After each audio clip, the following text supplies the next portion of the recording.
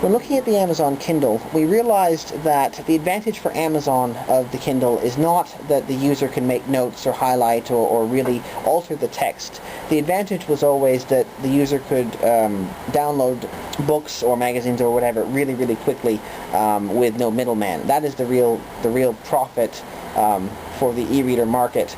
Unfortunately, for students, that's really not a driving incentive behind having an e-reader. It's not about getting lots of books quickly, it's about getting a few big books cheaply and being able to make a lot of notes and comments and so forth on their particular text that allows them to learn more effectively. To test out the tablet market, we went to what we consider to be the top end. This is an iRex 1000S. iRex is a Dutch company, and their market, according to them, has always been the business community, hoping to, again, reduce paper wastage and allow for easier document use and sharing in meetings or so forth. As you can see with the iRex 1000S, I will turn it on in a minute, but the screen is much, much bigger. This is your Kindle 2, albeit with the screensaver on. So really, the iRex screen is about the same size as the entire Kindle 2.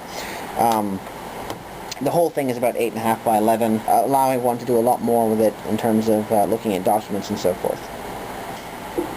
I have now turned on the iRex 1000S. And as you can see, the set here is much more like a Windows interface than in the Kindle. The Kindle lays out all of the documents you have in a long list, whereas the iRex allows you to use folders and sorts things much better and keeps things much more organized for you. And at the same time, as you can see, I'm holding a small pen here which fits right into the back of the iRex.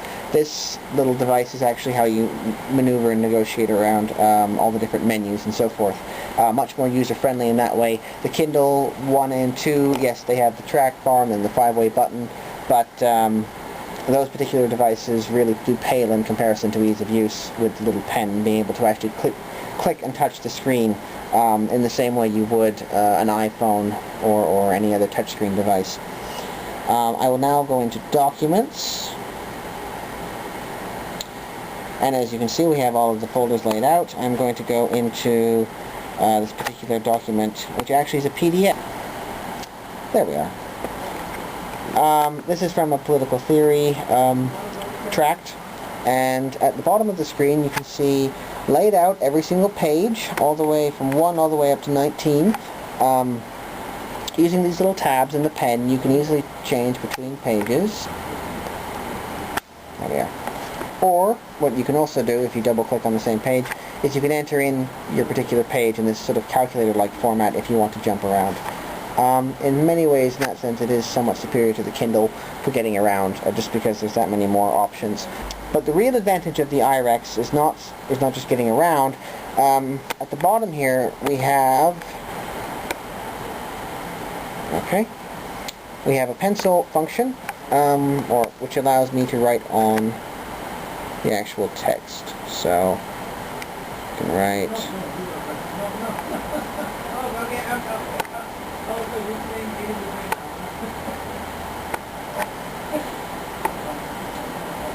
there. In a sort of graffiti-like way, you can now see I've written Duncan was here with a scribble. However, graffiti is in many ways an accurate way to unfortunately characterize this text. While it's great to be able to say underline and highlight, as you can see here, I'm actually underlining, or I think I'm underlining, but the pen and the actual line are about, well, 3 to 5 millimeters different. So it's actually sometimes hard to properly say circle something, if you're interested in it. So in that sense, it's great that you have a pen, but there still obviously are some things they need to work out. Of course, if you don't like what you wrote, they do very kindly provide an erase function. Yep.